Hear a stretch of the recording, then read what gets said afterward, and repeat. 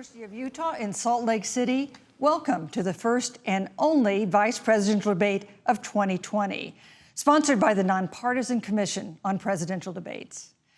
I'm Susan Page of USA Today. It is my honor to moderate this debate, an important part of our democracy. In Kingsbury Hall tonight, we have a small and socially distant audience, and we've taken extra precautions during this pandemic. Among other things, everyone in the audience is required to wear a face mask, and the candidates will be seated 12 feet apart. The audience is enthusiastic about their candidates, but they've agreed to express that enthusiasm only twice, at the end of the debate and now when I introduce the candidates. Please welcome California Senator Kamala Harris and Vice President Mike Pence.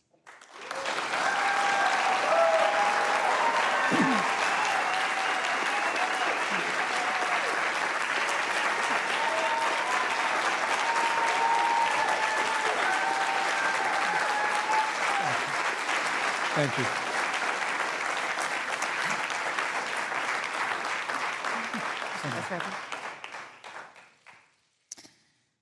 Senator Harris and Vice President Pence, thank you for being here. We're meeting as President Trump and the First Lady continue to undergo treatment in Washington after testing positive for COVID-19. We send our thoughts and prayers to them for their rapid and complete recovery and for the recovery of everyone afflicted by the coronavirus. The two campaigns and the Commission on Presidential Debates have agreed to the ground rules for tonight. I'm here to enforce them on behalf of the millions of Americans who are watching. One note, no one in either campaign or at the Commission or anywhere else has been told in advance what topics I'll raise or what questions I'll ask. This 90-minute debate will be divided into 9 segments of about 10 minutes each. I'll begin a segment by posing a question to each of you, sometimes the same question, sometimes a different question on the same topic. You will then have 2 minutes to answer without interruption by me or the other candidate. Then we'll take 6 minutes or so to discuss the issue. At that point, although there will always be more to say, we'll move on to the next topic. We want a debate that is lively, but Americans also deserve a discussion that is civil. These are tumultuous times, but we can and will have a respectful exchange about the big issues facing our nation. Let's begin with the ongoing pandemic that has cost our country so much. Senator Harris, the coronavirus is not under control. Over the past week, Johns Hopkins reports that 39 states have had more COVID cases over the past 7 days than in the week before. 9 states have set new records. Even if a vaccine is released soon, the next administration will face hard choices. What would a Biden administration do in January and February that a Trump administration wouldn't do? Would you impose new lockdowns for businesses and schools and hotspots? A federal mandate to wear masks?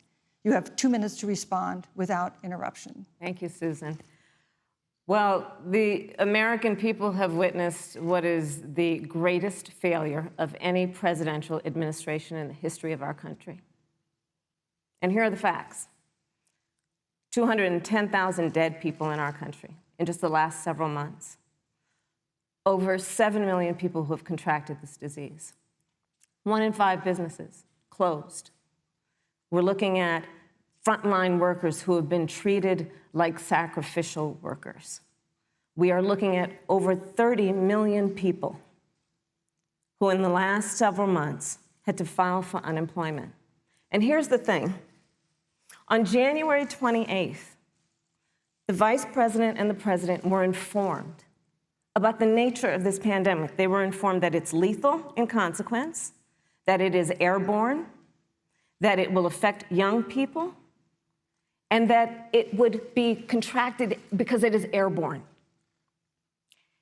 And they knew what was happening, and they didn't tell you. Can you imagine if you knew on January 28th, as opposed to March 13th, what they knew, what you might have done to prepare? They knew and they covered it up. The president said it was a hoax. They minimized the seriousness of it. The president said, you're on one side of his ledger if you wear a mask, you're on the other side of his ledger if you don't. And in spite of all of that, today they still don't have a plan. They still don't have a plan. Well, Joe Biden does. And our plan is about what we need to do around a national strategy for contact tracing, for testing, for administration of the vaccine, and making sure that it will be free for all. That is the plan that Joe Biden has and that I have, knowing that we have to get a hold of what has been going on, and we need to save our country. And Joe Biden is the best leader to do that. And frankly, this administration has forfeited their right to re-election based on this. Thank you, Senator Harris. Vice President Pence, more than 210,000 Americans have died of COVID-19 since February. The U.S. death toll as a percentage of our population is higher than that of almost every other wealthy nation on earth. For instance, our death rate is 2.5 times that of Canada next door. You head the administration's coronavirus task force. Why is the U.S. death toll as a percentage of our population higher than that of almost every other wealthy country? And you have 2 minutes to respond without interruption. Susan, thank you. And I want to thank the Commission and the University of Utah for hosting this event. And Senator Harris, it's a privilege to be on the stage with you. Our nation has gone through a very challenging time this year. But I want the American people to know that from the very first day, President Donald Trump has put the health of America first. Before, there were more than 5 cases in the United States, all people who had returned from China. President Donald Trump did what no other American president had ever done, and that was he suspended all travel from China, the second largest economy in the world. Now, Senator Joe Biden opposed that decision. He said it was xenophobic and hysterical. But I can tell you, having led the White House Coronavirus Task Force, that decision alone by President Trump bought us invaluable time to stand up the greatest national mobilization since World War II. And I believe it saved hundreds of thousands of American lives. Because with that time, we were able to reinvent testing. More than 115 million tests have been done to date. We were able to see to the delivery of billions of supplies so our doctors and nurses had the resource and support they needed. And we began, really, before the month of February was out, to develop a vaccine and to develop medicines and therapeutics that have been saving lives all along the way. And under President Trump's leadership, Operation Warp Speed, we believe, will have literally tens of millions of doses of a vaccine before the end of this year. The reality is, when you look at the Biden plan, it reads an awful lot like what President Trump and I and our task force have been doing every step of the way. I mean, quite frankly, when I look at their plan that talks about advancing testing, creating new PPE, developing a vaccine, it looks a little bit like plagiarism, which is something Joe Biden knows a little bit about. And I think the American people know that this is a president who has put the health of America first, and the American people, I believe with my heart, can be proud of the sacrifices they have made. It's saved countless American lives. Senator Harris, would you like to respond? Absolutely. Whatever the vice president is claiming the administration has done, clearly it hasn't worked. When you're looking at over 210,000 dead bodies in our country, American lives that have been lost, families that are grieving that loss. And you know, the vice president is the head of the task force and knew on January 28th how serious this was. And then thanks to Bob Woodward, we learned that they knew about it. And then when that was exposed, the vice president said, when asked, well, why didn't y'all tell anybody? He said, because the president wanted people to remain calm. Well, let's get no, but Susan, this is important. Susan, I want to add, but Mr. Vice President, I'm speaking. I have to I'm weigh speaking. in. Yeah, you can have 15 more seconds, and then we'll give the vice president a chance to respond. So I want to ask the American people, how calm were you when you were panicked about where you're going to get your next roll of toilet paper? How calm were you when your kids were sent home from school and you didn't know when they could go back? How calm were you when your children couldn't see your parents because you were afraid they could kill them? Let's give Vice President Pence a chance to respond. Vice President Pence, you have 1 minute to respond. You know, there's not a day gone by that I haven't thought of every American family that's lost a loved one. And I want all of you to know that you'll always be in our hearts and in our prayers. But when you say what the American people have done over these last 8 months hasn't worked, that's a great disservice to the sacrifices the American people have made. I'm referring The to reality, the if I may finish, Senator, the reality is Dr. Fauci said everything that he told the president in the Oval Office, the president told the American people. Now, President Trump, I will tell you, has boundless confidence in the American people, and he always spoke with confidence that we'd get through this together.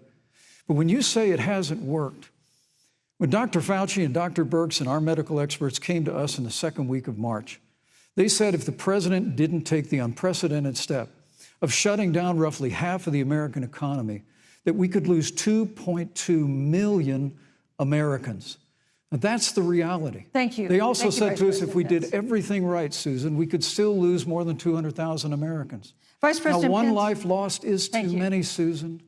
But the American people, I believe, deserve credit for the sacrifices that they have made, putting the health of their family and their neighbors first, our doctors, our nurses, our first Thank you, Vice responders. President Pence. And I'm going to speak up on behalf of what the American people have done. Vice President Pence, you were in the front row in a Rose Garden event 11 days ago at what seems to have been a super spreader event for senior administration and congressional officials.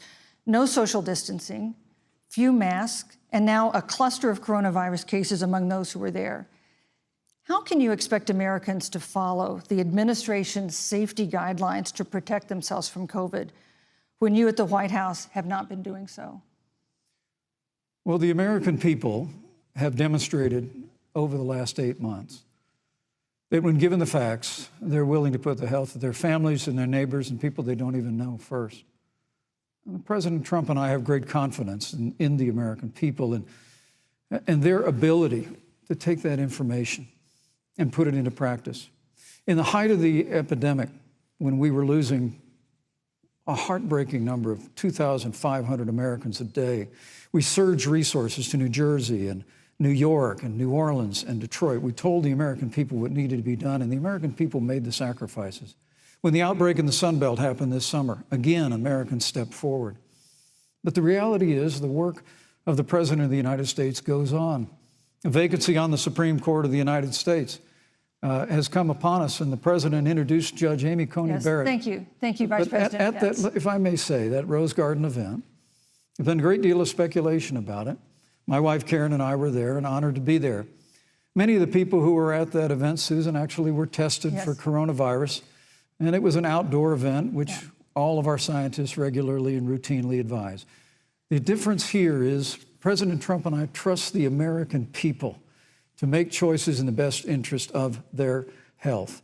Joe Biden and Kamala Harris consistently talk about mandates, and not just mandates with the coronavirus, but a government takeover of health care, Thank you, the Vice Green New President Pence. Deal, all government control. We're about freedom and respecting the freedom of the American people. Let's talk about respecting the American people. You respect the American people when you tell them the truth. You respect the American people when you have the courage Which we've to be a always leader done. speaking of those things that you may not want people to hear, but they need to hear so they can protect themselves. But this administration stood on information that if you had as a parent, if you had as a worker knowing you didn't have enough money saved up, and now you're standing in a food line because of the ineptitude of an administration that was unwilling to speak the truth to the American people. So let's talk about caring about the American people. The American people have had to sacrifice far too much because of the incompetence of this administration. It is asking too much of the people. Susan, we talked No, about Vice It this. is President asking Pence. too much of the people. Look- That they would not be equipped with the information they need to help themselves to protect Susan, their the parents President- and No, their I'm children. sorry. Kamala Harris, Senator Harris, I'm sorry. It's fine, I'm Kamala. No, you're Senator Harris to me. For life to get back to normal, Dr. Anthony Fauci and other experts say that most of the people who can be vaccinated need to be vaccinated. But half of Americans now say they wouldn't take a vaccine if it was released now. If the Trump administration approves a vaccine before or after the election, should Americans take it, and would you take it? If the public health professionals, if Dr. Fauci, if the doctors tell us that we should take it, I'll be the first in line to take it, absolutely. But if Donald Trump tells us that we should take it, I'm not taking it. Vice President Pence, there have been a lot of repercussions from this pandemic. In recent days, the president's diagnosis of COVID-19 has underscored the importance of the job that you hold and that you are seeking. That's our second topic tonight. It's the role of the vice president.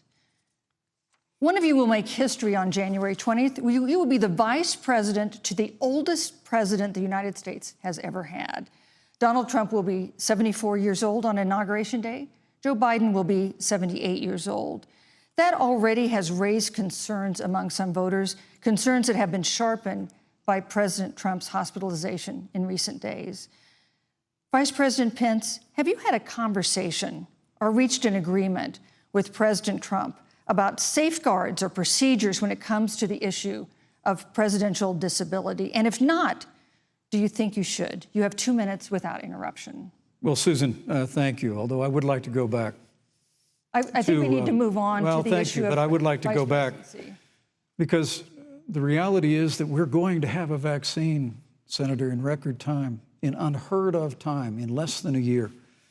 We have 5 companies in phase 3 clinical trials, and we're right now producing tens of millions of doses. So the fact that you continue to undermine public confidence in a vaccine, if the vaccine emerges during the Trump administration, I think is unconscionable. And Senator, I just ask you, stop playing politics with people's lives. The reality is that we will have a vaccine, we believe, before the end of this year. And it will have the capacity to save countless American lives. And your continuous undermining of confidence in a vaccine is it's just unacceptable. And let me also say, you know, the reality is when you talk about failure in this administration, we actually do know what failure looks like in a pandemic. It was 2009. The swine flu arrived in the United States. Thankfully, it ended up not being as lethal as the coronavirus. But before the end of the year, when Joe Biden was vice president of the United States, not 7.5 million people contracted the swine flu. 60 million Americans contracted the swine flu. If the swine flu had been as lethal as the coronavirus, in 2009, when Joe Biden was vice president, we would have lost 2 million American lives. His own chief of staff, Ron Klain, would say last year that it was pure luck that they did, quote, everything possible wrong. And we learned from that. They left the strategic national stockpile empty. They left an empty and hollow plan, but we still learned from it. And I think the American people, I'm going to say again, can be proud of what we have done. And Senator, please stop undermining confidence in a vaccine. Senator Harris, let me ask you the same question that I asked Vice President Pence, which is, have you had a conversation or reached an agreement with Vice President Biden about safeguards or procedures when it comes to the issue of presidential disability? And if not, and if you win the election next month, do you think you should? You have 2 minutes uninterrupted. So let me tell you, first of all, the day I got the call from Joe Biden, it was actually a Zoom call, asking me to serve with him on this ticket was probably one of the most memorable days of my life. I thought about my mother, who came to the United States at the age of 19, gave birth to me at the age of 25 at Kaiser Hospital in Oakland, California. And the thought that I'd be sitting here right now, I know would make her proud, and she must be looking down on this. Joe and I were raised in a very similar way.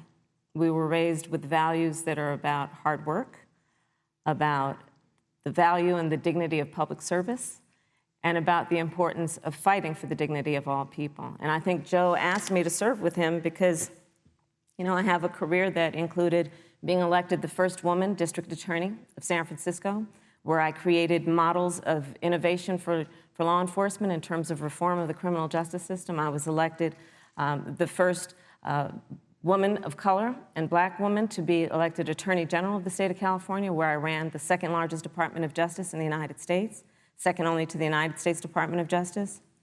And there I took on everything from transnational criminal organizations to the big banks that were taking advantage of homeowners to for-profit colleges that were taking advantage of veterans. And then, of course, now I serve in the United States Senate as only the second Black woman ever elected to the United States Senate. I serve on the Senate Intelligence Committee, where I've been in regular receipt of classified information about threats to our nation and hotspots around the world. I've traveled the world. I've met with our soldiers in our in war zones. And I think Joe has asked me to serve with him because he knows that we share a purpose which is about lifting up the American people. And after the 4 years that we have seen of Donald Trump unifying our country around our common values and principles. Thank you, Senator Harris. You know, neither President Trump nor Vice President Biden has released a sort of detailed health information that had become the modern norm until the 2016 election. And in recent days, President Trump's doctors have given misleading answers or refused to answer basic questions about his health. And my question to each of you in turn is this information voters deserve to know? Vice President Pence, would you like to go first? Well, Susan, thank you. And let me say, on behalf of the President and the First Lady, how moved we've all been by the outpouring of prayers and concern for the President. And I do believe it's emblematic of the prayers and the concern that have ushered forth for every American impacted by the coronavirus. But the care the President received at Walter Reed Hospital, the White House doctors, was exceptional. And the transparency that they practiced all along the way will continue. The American people have a right to know about the health and well-being of their president, and will continue to do that.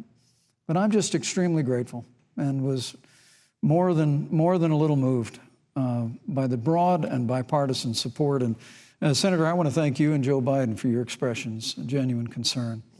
And I also want to congratulate you, as I did on that phone call, on the historic nature of your nomination. Thank you. I never expected to be on this stage 4 years ago, so I know the feeling. But the reality is we've got an election before the American people in the midst of this challenging year. And the stakes have never been higher, but I think the choice has never been clearer. I want to give Senator Harris a chance to respond to the same question I asked, which is, do voters have a right to know more detailed health information about presidential candidates and especially about presidents, especially when they're facing some kind of challenge? Absolutely, and that's why Joe Biden has been so incredibly transparent, and certainly by contrast, the president has not, both in terms of health records, but also let's look at taxes. We now know, because of great investigative journalism, that Donald Trump paid $750 in taxes. When I first heard about it, I literally said, "You mean $750,000? And it was like, no, $750. We now know Donald Trump owes and is in debt for $400 million. And just so everyone is clear, when we say in debt, it means you owe money to somebody. And it'd be really good to know who the President of the United States, the Commander-in-Chief, owes money to, because the American people have a right to know what is influencing the President's decisions. And is he making those decisions on the best interest of the American people, of you, or self-interest? So, Susan, I'm glad you asked about transparency, because it has to be across the board. Joe has been incredibly transparent over many, many years. The one thing we all know about Joe, he puts it all out there. He is honest, he is forthright. But Donald Trump, on the other hand, has been about covering up everything. Thank you, Senator Harris. I want to give you a chance to respond, Vice President. Well, look, I respect the fact that Joe Biden spent 47 years in public life. I respect your public service as well. Thank you. But the American people have a president who's a businessman, he's a job creator, who's paid tens of millions of dollars in taxes, payroll taxes, property taxes. He's created tens of thousands of American jobs.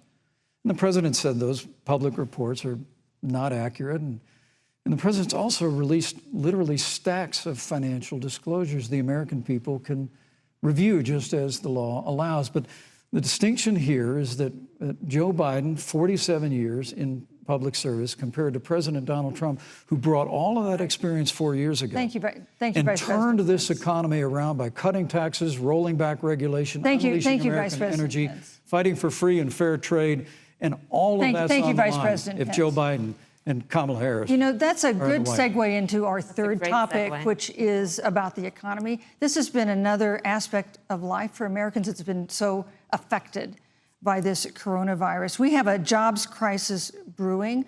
On Friday, we learned that the unemployment rate had declined to 7.9% in September, but that job growth had stalled, and that was before the latest round of layoffs and furloughs in the airline industry at Disney and elsewhere.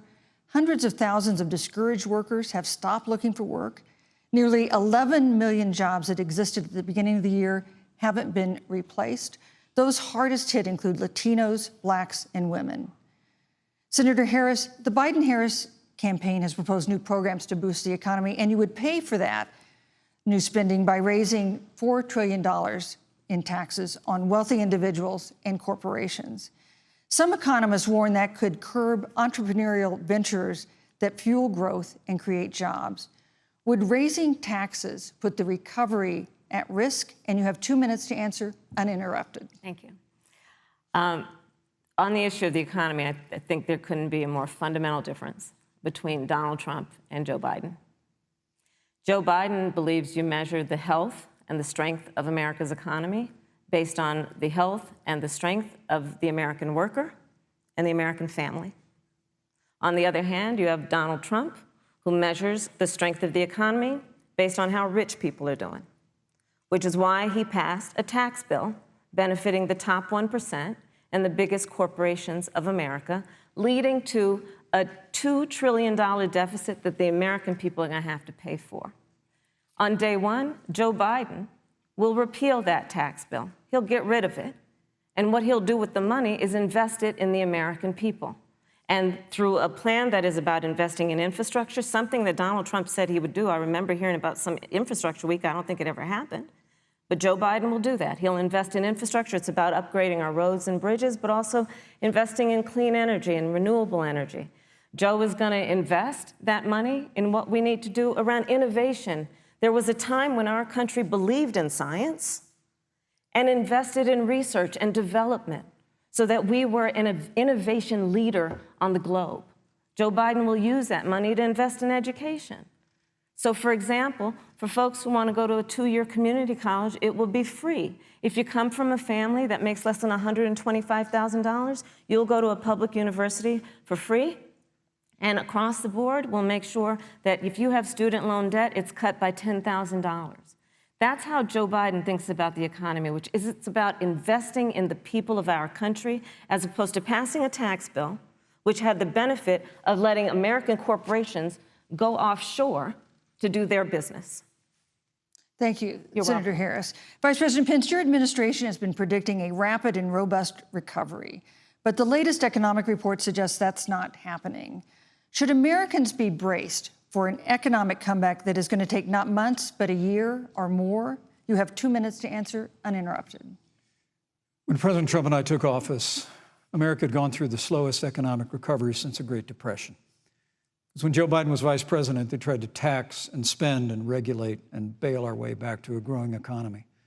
President Trump cut taxes across the board. Despite what Senator Harris says, the average American family of 4 had $2,000 in savings in taxes. And with the rise in wages that occurred, most predominantly for blue-collar, hardworking Americans, the average household income for a family of 4 increased by $4,000 following President Trump's tax cuts.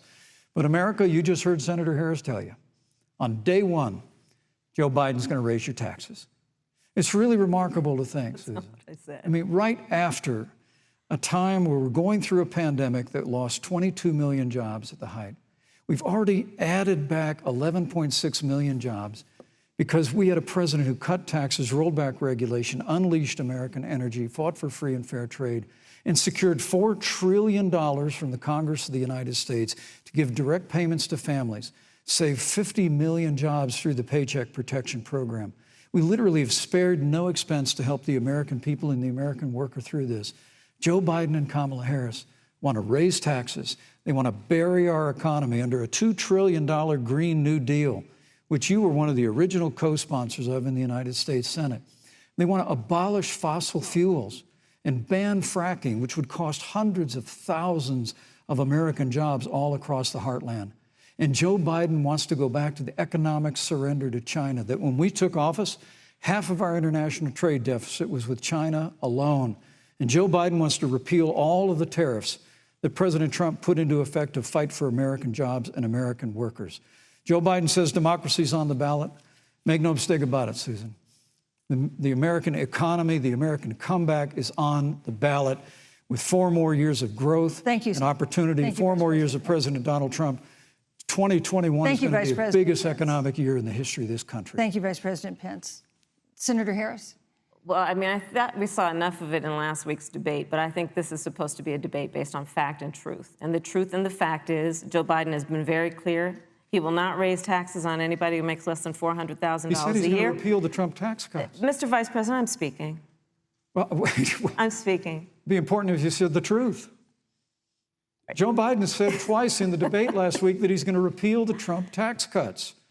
That was tax cuts that gave the average working family $2,000 in a tax break every single year. Senator, that is that's the math. absolutely not true. That is he only going to repeal part of the Trump tax cuts? If you don't mind letting me finish, we can then have a conversation, okay? Please. Okay. Joe Biden will not raise taxes on anyone who makes less than $400,000 a year. He has been very clear about that. Joe Biden will not end fracking. He has been very clear about that. Joe Biden is the one who, during the Great Recession, was responsible for the Recovery Act that brought America back. And now the Trump-Pence administration wants to take credit when they rode the coattails of Joe Biden's success for the economy that they had at the beginning of their term. Of course, now the economy is a complete disaster. But Joe Biden, on the one hand, did that. On the other hand, you have Donald Trump, who has reigned over a recession that is being compared to the Great Depression. On the one hand, you have Joe Biden, who was responsible with President Barack Obama for the Affordable Care Act, which brought health care to over 20 million Americans and protected people with pre-existing conditions. And what it also did is it saved those families who otherwise were going bankrupt because of hospital bills they could not afford. On the other hand, you have Donald Trump, who's in court right now, trying to get rid of the Affordable Care Act, which means that you will lose protections if you have pre-existing conditions. And this is very important, Susan. Yes, and it's important. We need to give Vice President. He interrupted me, and I'd like to just finish, please. If you have a pre-existing condition, heart disease, diabetes, breast cancer, they're coming for you. If you love someone who has a pre-existing condition, they're coming for you. If you are under the age of 26 on your parents' coverage, they're coming for you. Senator Harris, thank you. You're welcome. Let me give you a chance to respond. Well, I hope we have a chance to talk about health care because Obamacare was a disaster. The American people remember it well. And President Trump and I have a plan to improve health care and to protect pre-existing conditions for every American. But look, Senator Harris, you're entitled to your own opinion, but you're not entitled to your own facts. You yourself said on multiple occasions when you were running for president that you would ban fracking. Joe Biden looked at a supporter in the eye and pointed and said, I guarantee that we will abolish fossil fuels. They have a $2 trillion version of the Green New Deal, Susan, that your newspaper, USA Today, said really wasn't that very different from the original Green New Deal.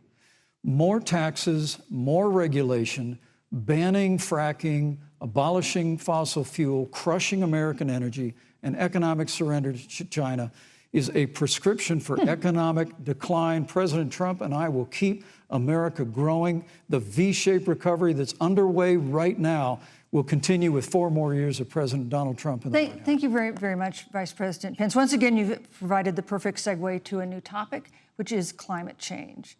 And Vice President Pence, I'd like to pose the first question to you. This year, we've seen record-setting hurricanes in the South. Another one, Hurricane Delta, is now threatening the Gulf. And we have seen record-setting wildfires in the West. Do you believe, as the scientific community has concluded, that man-made climate change has made wildfires bigger, hotter, and more deadly, and have made hurricanes wetter, slower, and more damaging? You have 2 minutes uninterrupted. Thank you, Susan. Well, first, I'm very proud of our record on the environment and on conservation. According to all of the best estimates, our air and land are cleaner than any time ever recorded. Our water is among the cleanest in the world. And just a little while ago, the president signed the Outdoors Act. It's the largest investment in our public lands and public parks in 100 years. So President Trump has made a commitment to conservation and to the environment. Now, with regard to climate change, the climate is changing. But the issue is, what's the cause and what do we do about it? President Trump has made it clear that we're going to continue to listen to the science. Now, Joe Biden and Kamala Harris would put us back in the Paris Climate Accord. They'd impose the Green New Deal, which would crush American energy, would increase the energy costs of American families in their homes, and literally would crush American jobs. And President Trump and I believe that the progress that we have made in a cleaner environment has been happening precisely because we have a strong free market economy. You know, what's remarkable is the United States has reduced CO2 more than the countries that are still in the Paris Climate Accord, but we've done it through innovation, and we've done it through natural gas and fracking, which, Senator, the American people can go look at the record. I know Joe Biden says otherwise now, as you do, but the both of you repeatedly committed to abolishing fossil fuel and banning fracking. And so by creating the kind of American innovation, we're actually steering toward a stronger and better environment. With regard to wildfires, President Trump and I believe that forest management has to be front and center, and even Governor Gavin Newsom from your state has agreed we've got to work on forest management. And with regard to hurricanes, the National Oceanic Administration tells us that actually as difficult as they are, Thank you, Vice President. There are no more hurricanes today than there were 100 years ago. Thank you. But many of the climate alarmists Pence, use hurricanes and wildfires to try and Thank sell you, their Vice bill of President goods Pence. of a Green New Deal. And President Trump and I are going to always put Thank you, American Vice jobs and President American Pence. workers first. Senator Harris, as the Vice President mentioned, you co-sponsored the Green New Deal in Congress. But Vice President Biden said in last week's debate that he does not support the Green New Deal. But if you look at the Biden-Harris campaign website, it describes the Green New Deal as a crucial framework. What exactly would be the stance of a Biden-Harris administration toward the Green New Deal? You have 2 minutes uninterrupted. Sure. So first of all, I will repeat, and the American people know, that Joe Biden will not ban fracking. That is a fact. That is a fact. I will repeat that Joe Biden has been very clear that he thinks about growing jobs, which is why he will not increase taxes for anyone who makes less than $400,000 a year. Joe Biden's economic plan, Moody's, which is a reputable Wall Street firm, has said will create 7 million more jobs than Donald Trump's. And part of those jobs that will be created by Joe Biden are going to be about clean energy and renewable energy. Because you see, Joe understands that the west coast of our country is burning, including my home state of California. Joe sees what is happening on the Gulf states, which are being battered by storms. Joe has seen and talked with the farmers in Iowa, whose entire crops have been destroyed because of floods. And so Joe believes, again, in science. I'll tell you something, Susan. I served, when I first got to the Senate, on the committee that's responsible for the environment. Do you know this administration took the word science off the website and then took the phrase climate change off the website? We have seen a pattern with this administration, which is they don't believe in science. And Joe's plan is about saying we're going to deal with it, but we're also going to create jobs. Donald Trump, when asked about the wildfires in California, and the question was, you know, the science is telling us this, you know what Donald Trump said? Science doesn't know. So let's talk about who is prepared to lead our country over the course of the next 4 years on what is an existential threat to us as human beings. Joe is about saying we're going to invest that in renewable energy. It's going to be about the creation of millions of jobs. We will achieve net zero emissions by 2050, carbon neutral by 2035. Joe has a plan. This has been a lot of talk from the Trump administration, and really it has been to go backward instead of forward. We will also re-enter the climate agreement with pride. Senator Harris just said that climate change is an existential threat. Vice President Pence, do you believe that climate change poses an existential threat? As I said, Susan, the climate is changing. We'll follow the science. But once again, Senator Harris is denying the fact that they're going to raise taxes on every American. Joe Biden said twice in the debate last week that on day one he was going to repeal the Trump tax cuts. Those tax cuts delivered $2,000 in tax relief to the average family of four across America. And with regard to banning fracking, I just recommend that people look at the record. You yourself said repeatedly that you would ban fracking. You were the first Senate co-sponsor of the Green New Deal. And while Joe Biden denied the Green New Deal, Susan, thank you for pointing out, the Green New Deal is on their campaign website. And as USA Today said, it's essentially the same plan as you co-sponsored with AOC when she submitted it in the Senate. And you just heard the senator say that she's going to resubmit America to the Paris Climate Accord. Look, the American people have always cherished our environment. We'll continue to cherish it. We've made great progress reducing CO2 emissions through American innovation and the development of natural gas through fracking. We don't need a massive $2 trillion Green New Deal that would impose all new mandates on American businesses and American families. Thank you. Joe Biden wants us to retrofit 4 million American business buildings.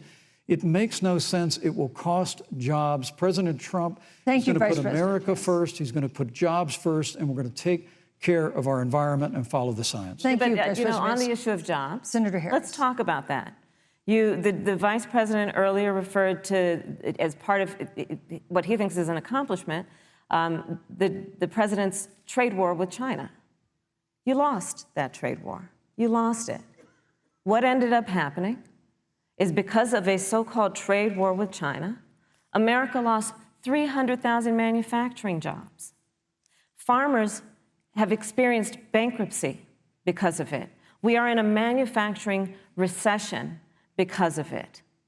And when we look at where this administration has been, there are estimates that by the end of the term of this administration, they will have lost more jobs than almost any other presidential administration. And the American people know what I'm talking about. You know, I think about 20-year-olds. You know, we have a 20-year-old, a 20-something-year-old, who are coming out of high school and college right now, and you're wondering, is there going to be a job there for me? We're looking at people who are trying to figure out how they're going to pay rent by the end of the month. Almost half of American renters are worried about whether they're going to be able to pay rent by the end of the month. This is where the economy is in America right now, and it is because of the catastrophe and the failure of leadership of this administration. Thank you, Senator Harris. Vice President Pence, let me give you just 15 seconds to respond, because then I want to move on to I'd love to respond. Look, lost the trade war with China. Joe Biden never fought it. Joe Biden has been a cheerleader for communist China over the last several decades. And again, Senator Harris, you're entitled to your opinion. You're not entitled to your own facts. When Joe Biden was vice president, we lost 200,000 manufacturing jobs, and President Obama said they were never coming back. He said we needed a magic wand to bring them back. In our first 3 years after we cut taxes, rolled back regulation, unleashed American energy, this administration saw 500,000 manufacturing jobs created. And that's exactly the kind of growth we're going to continue to see as we bring our nation through this pandemic.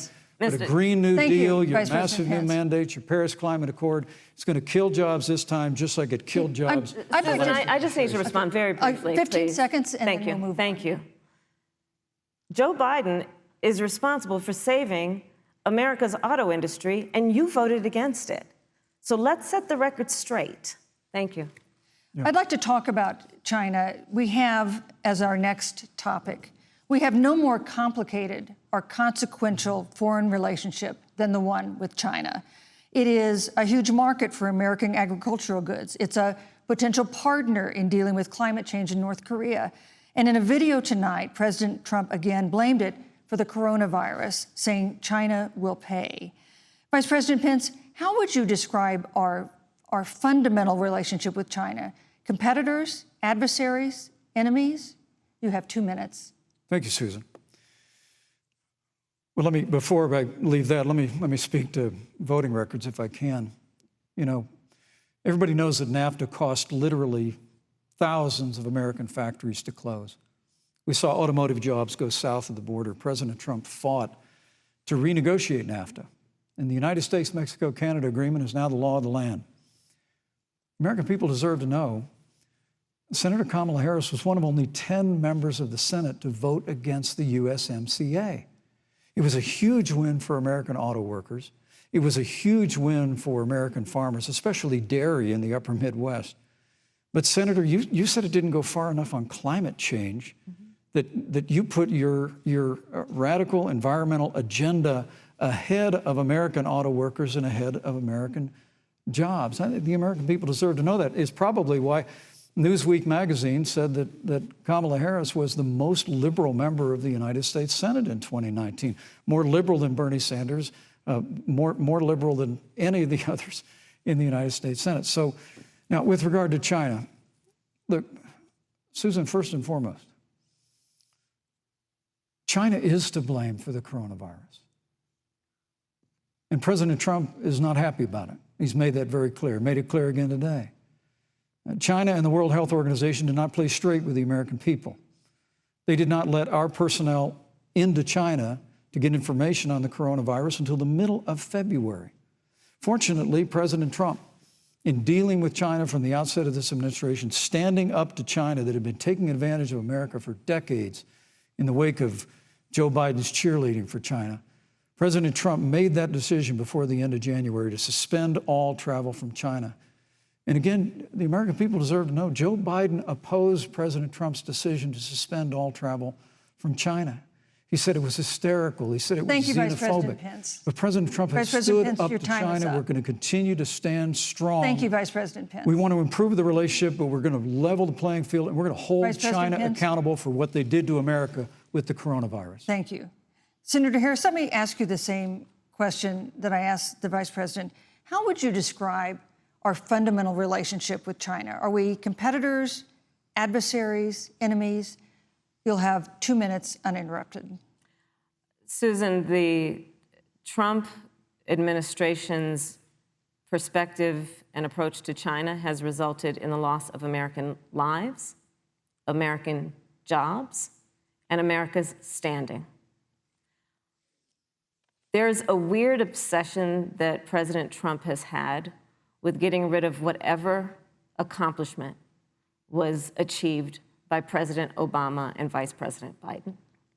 For example, they created within the White House an office that basically was responsible for monitoring pandemics. They got rid of it. Not true. There was a team of disease experts that President Obama and Vice President Biden dispatched to China to monitor what is now predictable and what might happen. They pulled them out. We now are looking at 210,000 Americans who have lost their lives.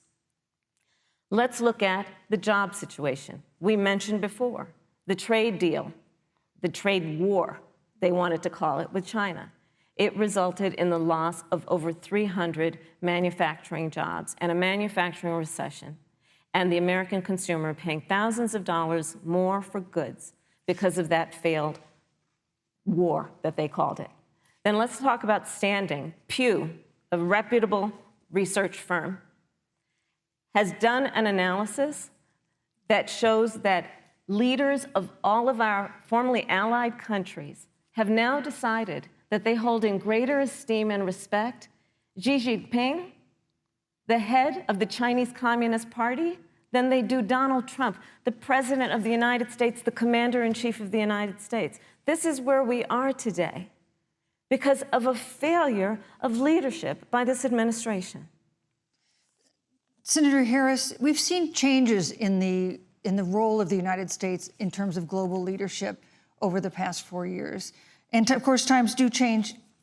What's your definition? We've seen strains with China, of course, as the Vice President mentioned. We've seen strains with our traditional allies in NATO and elsewhere. What is your definition of the role of American leadership in 2020? So You know, Joe is, I love talking with Joe about a lot of these issues. And, you know, Joe, I think he said it quite well. He says, you know, foreign policy, it might sound complicated, but really it's relationships. So just think about it as relationships. And so we know this in our personal and professional relationships. You got to keep your word to your friends. Got to be loyal to your friends. People who've stood with you, got to stand with them. You got to know who your adversaries are and keep them in check. But what we have seen with Donald Trump is that he has betrayed our friends and embraced dictators around the world. Let's take, for example, Russia. So, Russia, I serve on the Intelligence Committee of the United States Senate. America's intelligence community told us Russia interfered in the election of the President of the United States in 2016 and is playing in 2020. Christopher Wray, the director of the FBI, said the same. But Donald Trump, the commander-in-chief of the United States of America, prefers to take the word of Vladimir Putin over the word of the American intelligence community. You look at our friends at NATO. He has walked away from agreements. You can look at the Iran nuclear deal, which now has put us in a position where we are less safe because they are building up what might end up being a significant nuclear arsenal. We were in that deal, guys. We were in the Iran nuclear deal with friends, with allies around the country. And because of Donald Trump's unilateral approach to foreign policy, coupled with his isolationism, he pulled us out and has made America less safe. So, Susan, it's about relationships.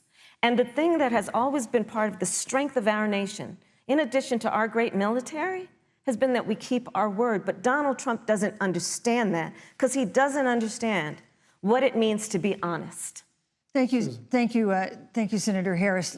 Vice President Pence, let me give you a chance to respond. Well, thank you. Well, President Trump kept his word when we moved the American embassy to Jerusalem, the capital of the state of Israel. When Joe Biden was vice president, they promised to do that, and they never did. We've stood strong with our allies, but we've been demanding. NATO is now contributing more to our common defense than ever before, thanks to President Trump's leadership. We've strengthened our alliances across the Asia-Pacific, and we've stood strong against those who would do us harm.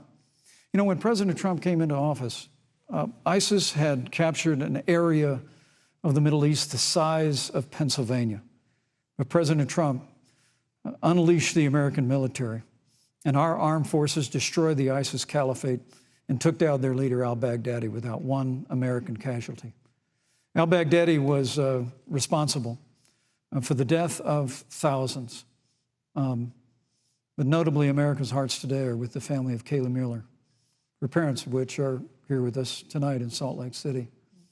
Today, two of the ISIS killers responsible for Kayla Mueller's murder were brought to justice in the United States. Jihadi John was killed on the battlefield along with the other beetle. The reality is that when Joe Biden was vice president, we had an opportunity to save Kayla Mueller. It breaks my heart to reflect on it, but the military came into the Oval Office, presented a plan. They said they knew where Kayla was. Baghdadi had held her for 18 months, abused her mercilessly before they killed her. But when Joe Biden was vice president, they hesitated for a month. And when armed forces finally went in, it was clear she'd been moved 2 days earlier. And her family says with a heart that broke the heart of every American that if President Donald Trump had been president, they believe Kayla would be alive today. Thank you, Vice Look, President. we destroyed the ISIS caliphate. And you talk about re-entering the Iran nuclear deal. I mean, the last administration transferred $1.8 billion to the leading state sponsor of terrorism. President Donald Trump got us out of the deal. Thank you, Vice President Pence. And when Qasem Soleimani was traveling to Baghdad to do harm to Americans, President Donald Trump took him out. Thank you, Vice President Pence. And America is safer, our allies are safer, and the American people know President Donald Trump will never Thank you, Vice President take Pence. action. I would like to give Senator Harris a chance to respond, but not at such great length, because, of course, there are other topics we want to talk about. But I would like equal time. Yes. Thank you. Please go ahead. First of all, to the Mueller family, I know about your daughter's case, and I'm so sorry. I'm so sorry. What happened to her is awful, and it should have never happened. And I know Joe feels the same way. And I know that President Obama feels the same way. But you mentioned Soleimani. Let's start there. So after the strike on Soleimani, there was a counter strike on our troops in Iraq. And they suffered serious brain injuries. And do you know what Donald Trump dismissed them as? Headaches. And this is about a pattern of Donald Trump's, where he has referred to our men who are serving in our military as suckers and losers. Donald Trump, who went to Arlington Cemetery and stood above the graves of our fallen heroes and said, what's in it for them? Because, of course, he only thinks about what's in it for him. Let's take what he said about John McCain, a great American hero. And Donald Trump says he doesn't deserve to be called a hero because he was a prisoner of war. And this is very important when you want to talk about who is the current commander-in-chief and what they care about and what they don't care about. Public reporting that Russia had bounties on the heads of American soldiers. And you know what a bounty is? It's somebody puts a price on your head and they will pay it if you are killed. And Donald Trump had talked at least 6 times to Vladimir Putin and never brought up the subject. Joe Biden would never do that. Thank you. Joe Biden would, but Joe Biden would hold Russia to account for any threat to our nation's security or to our troops who are sacrificing their lives for the sake of our democracy and our safety. Thank you, Senator Harris. This is such an important issue, but we have other important issues as well. And Susan, I want to make sure we have a chance I really have to talk to respond about to that. I'm, Look, she has 15 seconds because well, I got to have trying more to than keep, that. Look, well, I'm sorry, but Vice President Pence, you've had more time than she's had so far. The slanders against President Donald Trump regarding men and women of our armed forces are absurd. I'm sorry, Vice President Pence. My son is a captain in the United States Marine Corps. My son-in-law is deployed in the United States Navy. I can assure all of you, with sons and daughters serving in our military, President Donald Trump not only respects but reveres all of those who serve in our armed forces, and any suggestion otherwise is ridiculous. Thank you, Vice President Pence. The American people deserve, Susan, the American people deserve to know. Vice President Pence, I did not, excuse me, Susan, the I did American not people create the deserve to know rules for tonight. Joe Biden. Your campaigns agreed to the rules for tonight's debate with the Commission on Presidential Debates. I'm here to enforce them, which involves moving from one topic to another, giving roughly equal time to both of you, which is what I'm trying very hard to do. Go right ahead. So I want to go ahead and move to the next topic, which is an important one, as the last topic was, and that is the Supreme Court. On Monday, the Senate Judiciary Committee is scheduled to open hearings on Amy Coney Barrett's nomination to the Supreme Court. Senator Harris, you'll be there as a member of the committee. Yes. Her confirmation would cement the court's conservative majority and make it likely open to more abortion restrictions, even to overturning the landmark Roe v. Wade ruling. Access to abortion would then be up to the states. Vice President Pence, you're the former governor of Indiana. If Roe v. Wade is overturned, what would you want Indiana to do? Would you want your home state to ban all abortions? You have 2 minutes, uninterrupted. Well, thank you for the question, but I'll use a little bit of my time to respond to that very important issue before. The American people deserve to know Qasem Soleimani, the Iranian general, was responsible for the death of hundreds of American service members. When the opportunity came, we saw him headed to Baghdad to kill more Americans. President Trump didn't hesitate, and Qasem Soleimani is gone. But you deserve to know that Joe Biden and Kamala Harris actually criticized the decision to take out Qasem Soleimani. It's really inexplicable, but with regard to Joe Biden, it's explainable, because history records that Joe Biden actually opposed the raid against Osama bin Laden. It's absolutely essential that we have a commander-in-chief who will not hesitate to act to protect American lives and to protect American service members, and that's what you have in President Donald Trump. Now, with regard to the Supreme Court of the United States, let me say President Trump and I could not be more enthusiastic about the opportunity to see Judge Amy Coney Barrett become Justice Amy Coney Barrett. Now, she's a brilliant woman, and she will bring a lifetime of experience and a sizable American family to the Supreme Court of the United States. And our hope is, in the hearing next week, unlike Justice Kavanaugh received with treatment from you and others, we hope she gets a fair hearing. And we particularly hope that we don't see the kind of attacks on her Christian faith that we saw before. I mean, the Democrat chairman of the Judiciary Committee before, when Judge Barrett was being confirmed for the Court of Appeals, expressed concern that the dogma of her faith lived loudly in her. Dick Durbin of Illinois said that it was a concern. Senator, I know one of our judicial nominees you actually attacked because they were a member of the Catholic Knights of Columbus, just because the Knights of Columbus holds pro-life views and pro-marriage views. Thank you, Vice President Pence. So Your time my hope is that when the hearing takes place, thank you, Vice President Pence. that Judge Amy Coney Barrett will be respected, Thank you, treated Vice President respectfully, Pence. voted and confirmed Thank to the you. Supreme Court of the United States. Senator Harris, you're the senator from and former Attorney General of California. So let me ask you a parallel question to the one I posed to the Vice President. If Roe v. Wade is overturned, what would you want California to do? Would you want your home state to enact no restrictions on access to abortion? And you have 2 minutes uninterrupted. Thank you, Susan. First of all, Joe Biden and I are both people of faith, and it's insulting to suggest that we would knock anyone for their faith. And in fact, Joe, if elected, will be only the second practicing Catholic as President of the United States. On the issue of this nomination, Joe and I are very clear, as are the majority of the American people. We are 27 days before the decision about who will be the next president of the United States. And, you know, before, when this conversation has come up, you know, it's been about election year or election time. We're literally in an election. Over 4 million people have voted. People are in the process of voting right now. And so Joe has been very clear, as the American people are.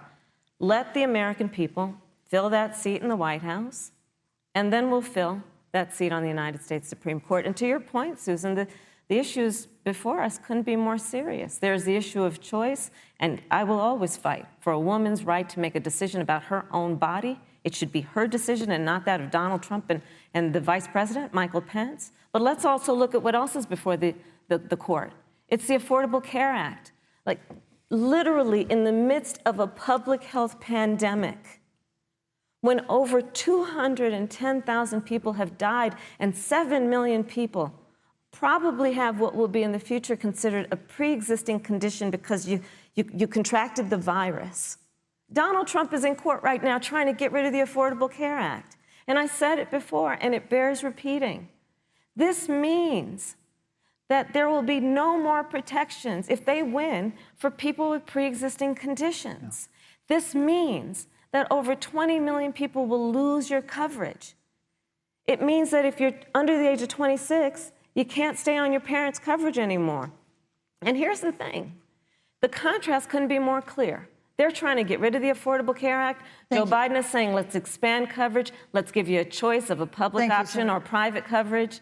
Let's bring down premiums. Thank you, Senator Let's Harris. lower Medicare eligibility to 60. Thank you, Senator That's true Harris. leadership. You know, you mentioned earlier, Vice President Pence, that the president was committed to maintaining protections for people with pre-existing conditions. But you do have this court case that you are supporting, your administration supporting, that would strike down the Affordable Care Act. The president says, President Trump says that he's going to protect people with pre-existing conditions, but he has not explained how he would do that. And that was one of the toughest nuts to crack when they were passing the Affordable Care Act. So tell us specifically, how would your administration protect Americans with pre-existing conditions to have access to affordable insurance if the Affordable Care Act is struck down? Well, thank you, Susan. But let me just say, addressing your very first question, I couldn't be more proud to serve as vice president to a president who stands without apology for the sanctity of human life. I'm pro-life. I don't apologize for it. And this is another one of those cases where there's such a dramatic contrast.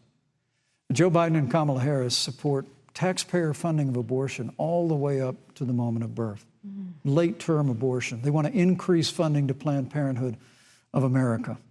Now, for our part, I would never presume how Judge Amy Coney Barrett would rule on the Supreme Court of the United States, but we'll continue to stand strong for the right to life.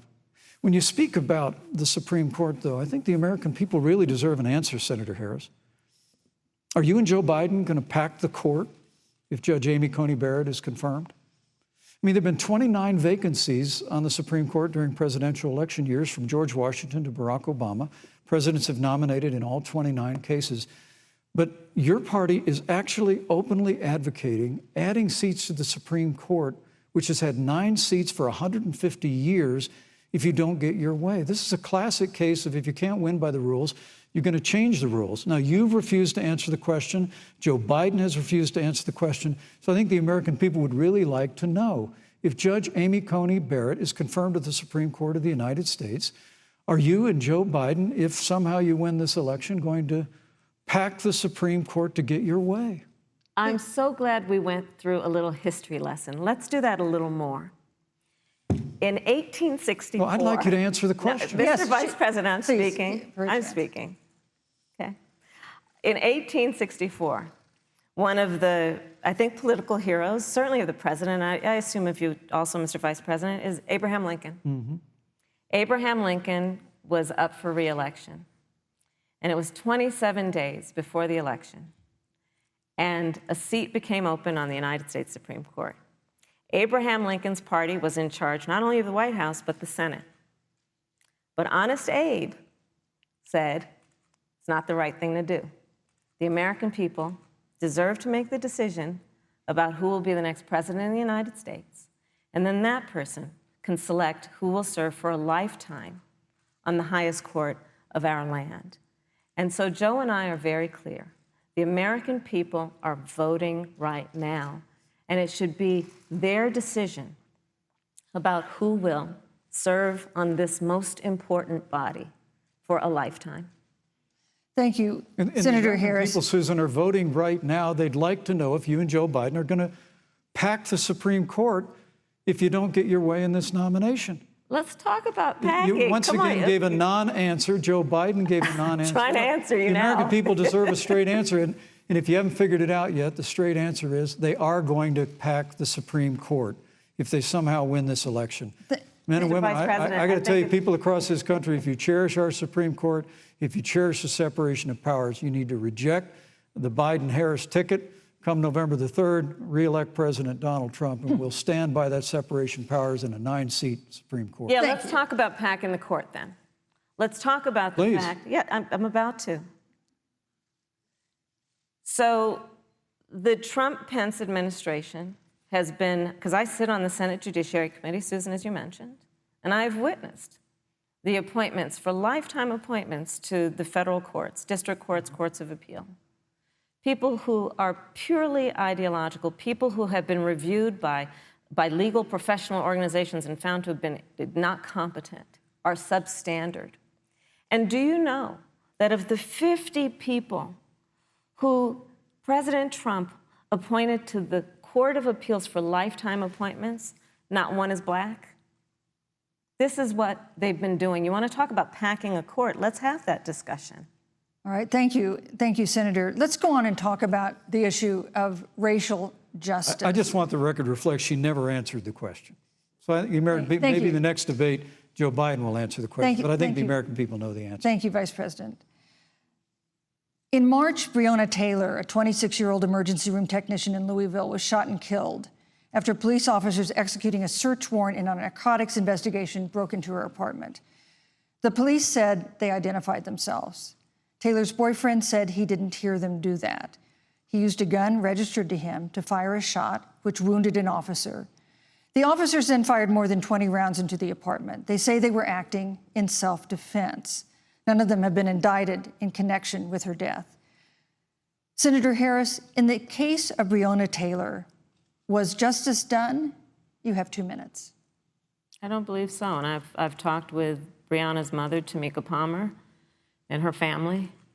And her family deserves justice. She was a beautiful young woman. She had as her life goal to become a nurse, and she wanted to become an EMT to first learn what's going on out on the street so she could then become a nurse and save lives. And her life was taken unjustifiably and tragically and violently.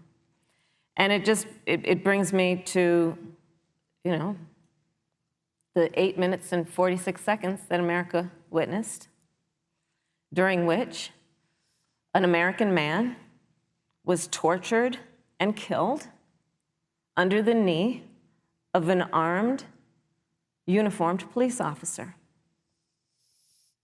And people around our country of every race, of every age, of every gender, perfect strangers to each other, marched shoulder to shoulder, arm in arm, fighting for us to finally achieve that ideal of equal justice under law. And I was a part of those peaceful protests.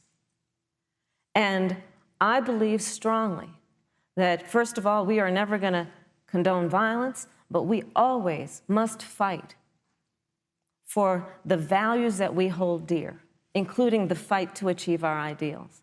And that's why Joe Biden and I have said on this subject, look, and I'm a former career prosecutor. I know what I'm talking about. Bad cops are bad for good cops. We need reform of our policing in America and our criminal justice system, which is why Joe and I will immediately ban chokeholds and carotid holds. George Floyd would be alive today if we did that. We will require a national registry for police officers who break the law. We will, on the issue of criminal justice reform, get rid of private prisons and cash bail, and we will decriminalize marijuana. And we will expunge the records of those who have been convicted of marijuana. This is a time for leadership on a tragic, tragic issue of unarmed Black people in America who have been killed. Thank you, Senator Harris. Vice President Pence, let me pose the same question to you. In the case of Breonna Taylor, was justice done? You have 2 minutes, uninterrupted. Well, our heart breaks for the loss of any innocent American life. And the family of Breonna Taylor has our sympathies. But I trust our justice system, a grand jury that refused the evidence.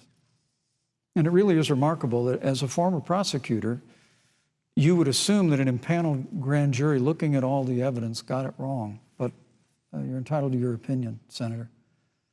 I think, look, and with regard to George Floyd, there's no excuse for what happened to George Floyd. And justice will be served. But there's also no excuse for the rioting and looting that followed. I mean, it really is astonishing. Flora Westbrook is with us here tonight in Salt Lake City. Just a few weeks ago, I stood at what used to be her salon. It was burned to the ground by rioters and looters. And Flora is still trying to put her life back together.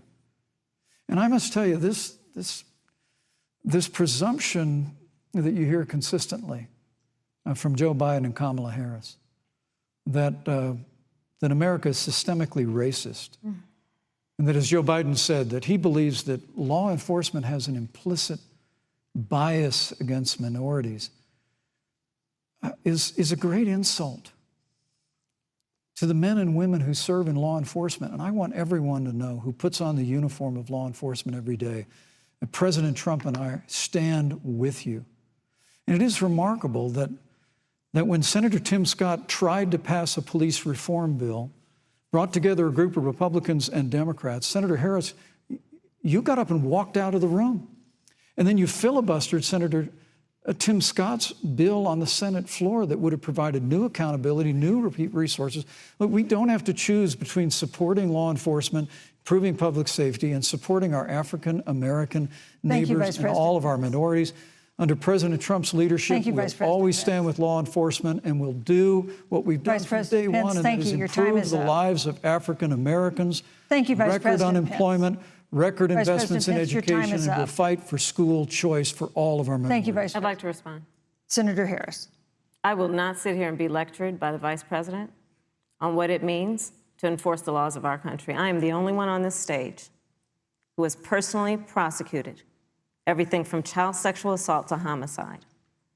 I'm the only one on this stage who has prosecuted the big banks for taking advantage of America's homeowners. I'm the only one on this stage who prosecuted for-profit colleges for taking advantage of our veterans.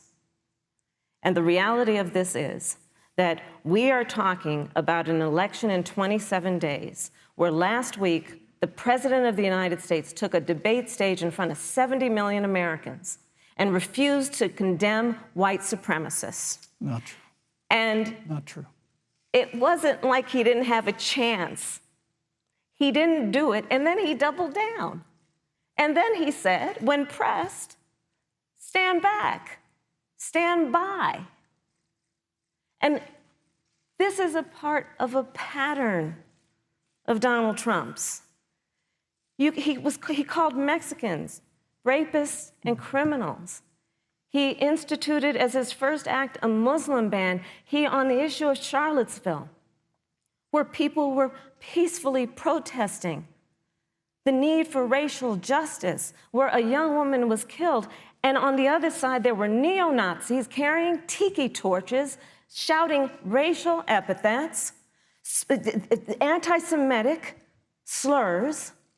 And Donald Trump, when asked about it, said there were fine people on both sides. This is who we have as the President of the United States. And America, you deserve better. Joe Biden will be a president who brings our country together. Senator Harris, and recognizes the beauty in our diversity and the fact that we all have so much more in common than what separates us. Vice President Pence, let me give you a minute to respond. Thank you, Susan. I appreciate that very much. You know, I think this is one of the things that makes people dislike the media so much in this country, Susan, is that you selectively edit, just like Senator Harris did, comments that President Trump and I and others on our side of the aisle make. I mean, Senator Harris conveniently omitted, after the president made comments about people on either side of the debate over monuments, he condemned the KKK, neo-Nazis, and white supremacists, and has done so repeatedly. You're concerned that he doesn't condemn neo-Nazis. President Trump has Jewish grandchildren. His daughter and son-in-law are Jewish. This is a president who respects and cherishes all of the American people. But you talk about having personally prosecuted. I'm glad you brought up your record, Senator. Thank you. I really need to make this point. When you were DA in San Francisco, when you left office, African Americans were 19 times more likely to be prosecuted for minor drug offenses than whites and Hispanics. When you were Attorney General of California, you increased the disproportionate incarceration of blacks in California. You did nothing on criminal justice reform in California. You didn't lift a finger to pass the First Step Act on Capitol Hill. I mean, the reality is your record speaks for itself. President Trump and I have fought for criminal justice reform. Thank you, Vice President Pence. We fought for educational choice and opportunities for African Americans, all of our minorities. Thank you, sir. And we'll do it for 4 more Thank years. you. You know, there is no more important issue than the final issue that we're going to talk about tonight, and that is the issue of the election itself. Susan, he attacked my record. I would like an opportunity to respond. Let me give you 30 seconds because we're running out of time. I appreciate that. First of all, having served as the Attorney General of the state of California, the work that I did is a model of what our nation needs to do, and we will be able to do under a Joe Biden presidency. Our agenda includes what this administration has failed to do. It will be about not only instituting a ban on chokeholds and carotid holes. Thank you. Thank you, Senator I Harris. would like to go through. These are points that you made earlier in the hour, and I want to talk about the election itself before we have to. But I want to talk about the connection between what Joe and I will do and my record, which includes I was the first statewide officer to institute a requirement that my agents would wear body cameras and keep them on full time. We were the first to initiate a requirement that there would be a training for law enforcement on implicit bias because, yes, Joe Biden and I recognize that implicit bias does exist, Mr. Vice President, contrary to what you may believe. We did the work of instituting reforms that were about investing in reentry. This is the work that we have done and the work we will do going forward. And again, I will not be lectured by the Vice President on our record of what we have done in terms of law enforcement and keeping our communities safe, and a commitment to reforming the criminal justice system of America. Thank you, Senator Harris. And I'd like to I'd like you to respond first to the question on our final topic, the election itself. President Trump has several times refused to commit himself to a peaceful transfer of power after the election. If your ticket wins and President Trump refuses to accept a peaceful transfer of power, what steps would you and Vice President Biden then take? What would happen next? You have 2 minutes. So I'll tell you, Joe and I are, I think, particularly proud of the coalition that we've built around our campaign. We probably have one of the broadest coalitions of folks that you've ever seen in a presidential race. Of course, we have the support of Democrats, but also independents and Republicans. In fact, 7 members of President George W. Bush's cabinet are supporting our ticket. We have the support of Colin Powell, Cindy McCain, John Kasich, over 500 generals, retired generals, and former national security experts and advisors are supporting our campaign. And I believe they are doing that because they know that Joe Biden has a deep, deep-seated commitment to fight for our democracy and to fight for the integrity of our democracy and to bring integrity back to the White House. And so we believe in the American people. We believe in our democracy. And here's what I'd like to say to everybody. Vote. Please vote. Vote early. Come up with a plan to vote. Go to iwillvote.com. You can also go to joebiden.com. We have it within our power in these next 27 days to make the decision about what will be the course of our country for the next 4 years. And it is within our power, and if we use our vote and we use our voice, we will win. And we will not let anyone subvert our democracy with what Donald Trump has been doing, as he did on the debate stage last week, when again in front of 70 million people, he openly attempted to suppress the vote. Joe Biden, on the other hand, on that same debate stage, because clearly Donald Trump doesn't think he can run on a record because it's a failed record, Joe Biden on that stage said, hey, just please vote. So I'll repeat what Joe said. Please vote. Thank you, Senator. Vice President Pence, President Trump has several times refused to commit himself to a peaceful transfer of power after the election. If Vice President Biden is declared the winner and President Trump refuses to accept a peaceful transfer of power, what would be your role and responsibility as Vice President? What would you personally do? You have 2 minutes. Well, Susan, first and foremost, I think we're going to win this election. Because while Joe Biden and Kamala Harris rattle off a long litany of the establishment in Washington, D.C., an establishment that Joe Biden's been a part of for 47 years, President Donald Trump has launched a movement of everyday Americans from every walk of life. And I have every confidence that those same Americans that delivered that historic victory in 2016, they see this president's record where we rebuild our military, we revived our economy through tax cuts and rolling back regulation, fighting for fair trade, unleashing American energy. We appointed conservatives to our federal courts at every level. And we stood with the men and women of law enforcement every single day. And I think that movement of Americans has only grown stronger in the last 4 years. But when you talk about accepting the outcome of the election, I must tell you, Senator, your party has spent the last 3.5 years trying to overturn the results of the last election. It's amazing.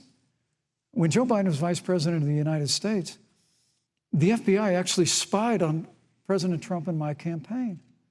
I mean, there were documents released this week that the CIA actually made a referral to the FBI documenting that those allegations were coming from the Hillary Clinton campaign. And of course, we've all seen the avalanche, what you put the country through for the better part of 3 years until it was found that there was no obstruction, no collusion, case closed.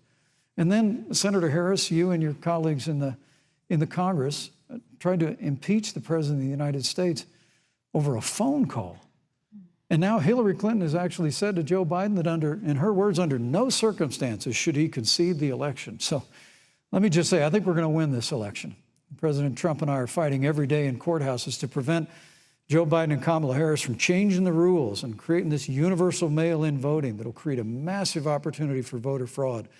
And we have a free and fair election. We know we're going to have confidence in it.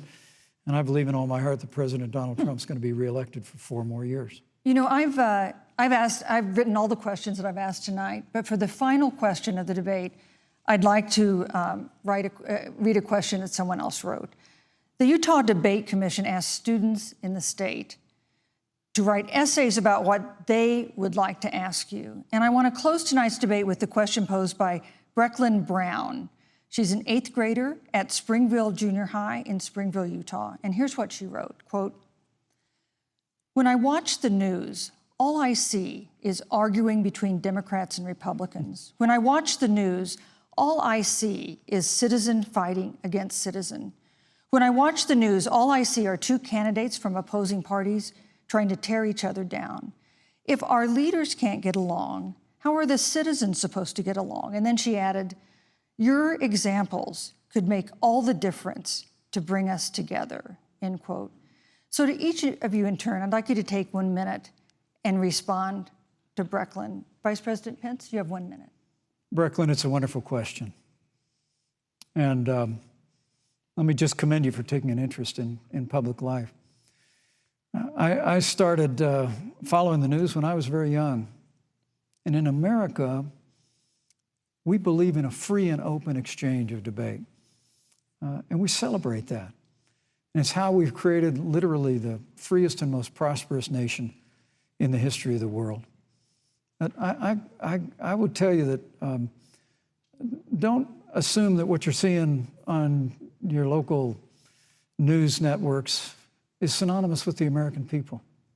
You know, I look at the relationship between Justice Ruth Bader Ginsburg, the late justice who we just lost from the Supreme Court, and the late Justice Antonin Scalia.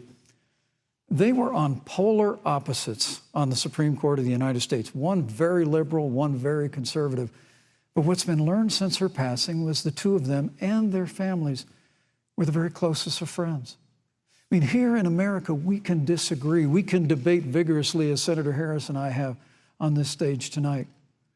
But when the debate is over, we come together as Americans. And that's what people do in big cities and small towns all across this country. So I just want to encourage you, Brecklin. I want to tell you that we're going to work every day to have government as good as our people. And the American people each and every day love a good debate. We love a good argument. But we always come together and are always there for one another in times of need. And we've especially learned that through the difficulties of this year. Senator Harris, what would you say to Brecklin? First of all, I love hearing from our young leaders. And when I hear her words, when I hear your words, Brecklin, I know our future is bright because it is that perspective on who we are and who we should be. That is a sign of leadership and is something we should all aspire to be. And that, you know, that brings me to Joe. Joe Biden, one of the reasons that Joe decided to run for president is after Charlottesville, which we talked about earlier. It so troubled him and upset him like it did all of us, that there was that kind of hate and division. What propelled Joe to run for president was to see that over the course of the last 4 years, what Brecklin described has been happening. Joe has a long-standing reputation of working across the aisle and working in a bipartisan way. And that's what he's going to do as president. Joe Biden has a history of lifting people up and fighting for their dignity. You mean you have to know Joe's story to know that Joe has known pain, he has known suffering, and he has known love. And so, Brecklin, when you think about the future, I do believe the future is bright. And it will be because of your leadership, and it will be because we fight for each person's voice through their vote, and we get engaged in this election because you have the ability through your work and through eventually your vote to determine the future of our country and what its leadership looks like. Thank you, Senator Harris. Thank you, Vice President Pence. Thank you so much for being with us tonight. We want to thank also the University of Utah for its hospitality, and most of all, our thanks to all the Americans who watched this debate tonight. Again, our best wishes for a quick recovery to President Trump, the First Lady, and everyone who is battling COVID-19. The second presidential debate is next week on October 15th, a town hall-style debate in Miami. We hope you'll join us then. Good evening.